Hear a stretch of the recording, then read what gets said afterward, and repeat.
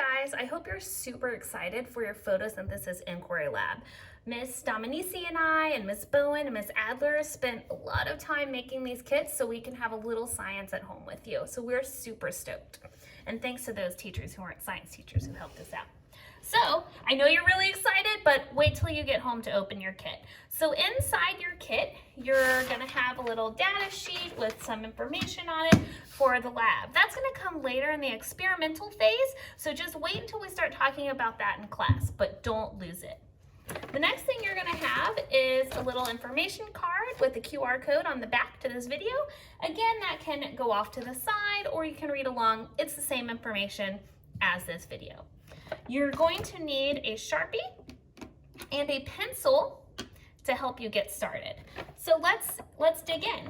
So the first thing you're gonna pull out is a Ziploc bag with some germinated seeds.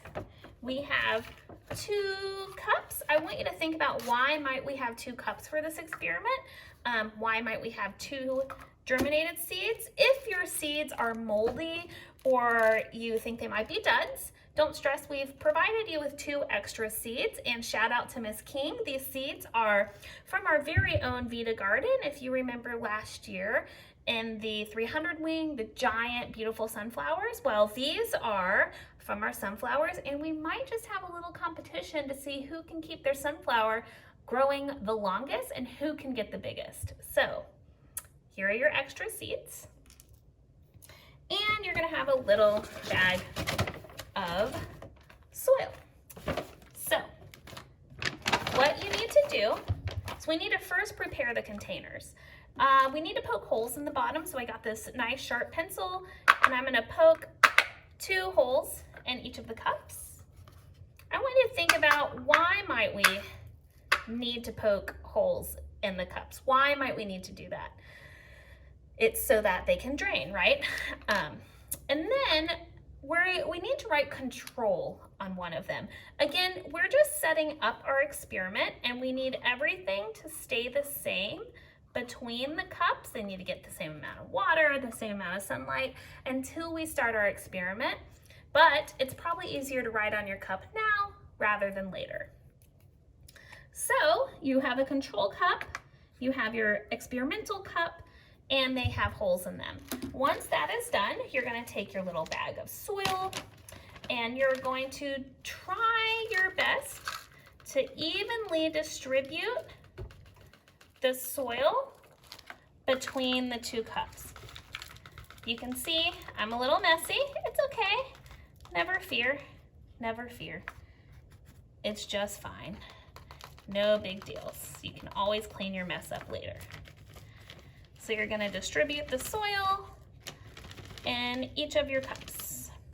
Now your vessels are ready. And now we need to examine our seeds. So we wanna make sure that they didn't get moldy. So we pre-germinated them, and that means we kind of put a wet paper towel around the outside of the seed to start breaking down the seed. We're starting to break it down so that it knows it's time to grow. All right, these seeds look great. They're not moldy, they're kind of soft to the touch. So I'm just gonna plop them into my cups. Now, if your seeds have a sprout or roots, that is fantastic. Make sure to put them root side down. The roots typically grow first. You need to just take your finger and about a fingernail length, make a little divot in each of your cups. Use your fingernail as a measuring tool.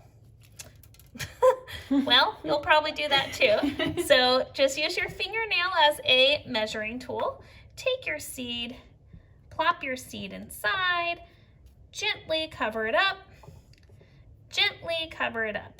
with the soil.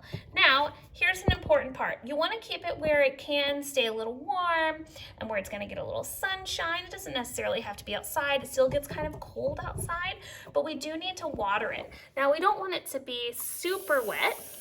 We want it just to be moist. We want the water to be, we want the soil to be moist because, again, remember, keeping the soil moist is what helps the seed break down and know it's time to grow. Think about April showers brings May flowers, and keep your seedling happy until it's time to design and conduct our experiment. If you have any questions, please email your science teachers.